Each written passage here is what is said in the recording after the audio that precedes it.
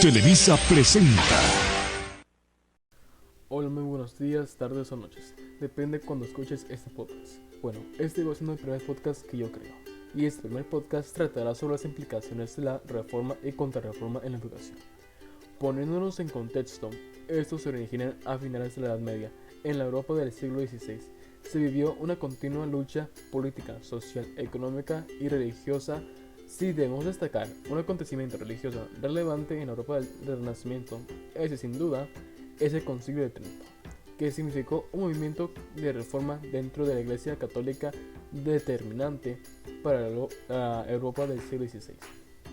En este ambiente político y social, y siempre con interés político más que religioso, la Inquisición, contando con el apoyo del rey, quien veía en ella un instrumento útil a sus propios intereses políticos, se hizo fuerte y ostentó el control de la religiosidad y de la cultura.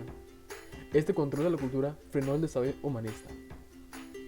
Ahora, en primera instancia, la revolución religiosa que sufrió en el siglo XVI, conocida como Reforma Protestante y Contrarreforma, no solo depararon importantes cambios en lo religioso, político y social, sino también en el ámbito educativo. En la Reforma Protestante se planteó por primera vez en términos concretos la instrucción universal. En unas ocasiones, la Reforma se acerca a posturas humanísticas que estamos viviendo actualmente, mientras que en otras se aparta completamente de ellas. En términos globales, la Reforma Protestante constituyó un importante impulso hacia la implantación de la instrucción universal, la formación de las escuelas populares destinadas a la formación de las clases más pobres y el control de las instrucciones por parte de las autoridades laicas. Las repercusiones pedagógicas de la reforma fueron muy importantes en todos los niveles, tanto teórico, político y didáctico. La educación se hizo universal, puesto que todos debían saber leer e interpretar la Biblia. La educación se generalizó y popularizó, se hizo obligatoria y secularizada, además de nacional. Los principales artífices y pensadores de la reforma protestante son principalmente Lutero y Melanchthon.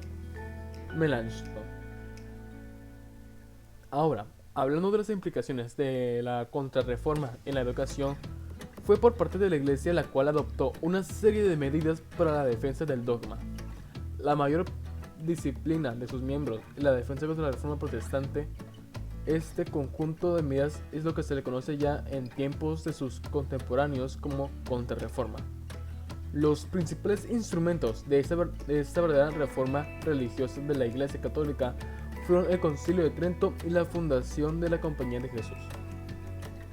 Fue el Concilio de Trento el acto más importante de la Contrarreforma, iniciando en 1545 por el Papa Paulo III.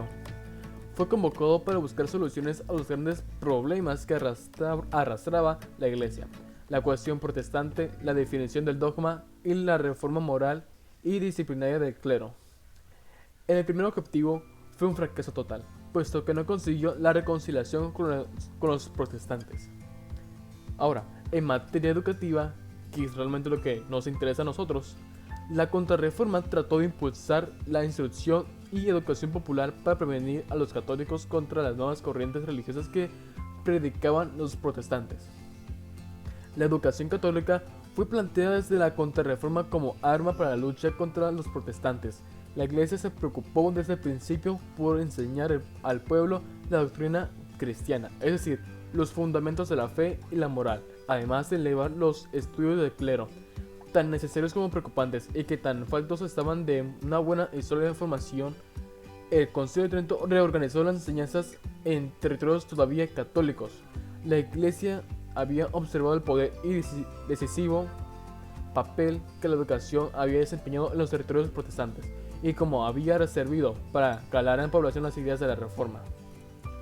La obra educativa del Concilio de Trento fue importante y trascendente, sentando las bases de una educación totalmente gratuita y universal, bajo el amparo de la Iglesia Católica, que se difundió a lo largo y ancho del mundo. En definitiva, podemos afirmar que el Concilio de Trento fue una gran obra educativa que se vio facilitada por la protección de las monarquías católicas, que contribuyeron en gran medida a extender y hacer posible la reforma tridentina. Ahora bien, en mi opinión del tema es que es un tema importante y a tener bastante en cuenta de cómo con esas como la reforma y contrarreforma sentaron las bases de la educación actual, que se hace distinción de cómo se planteó a cómo es actualmente. La educación es universal y es un derecho que todos tienen que recibir. Es decir, todos tienen el derecho a recibir una educación adecuada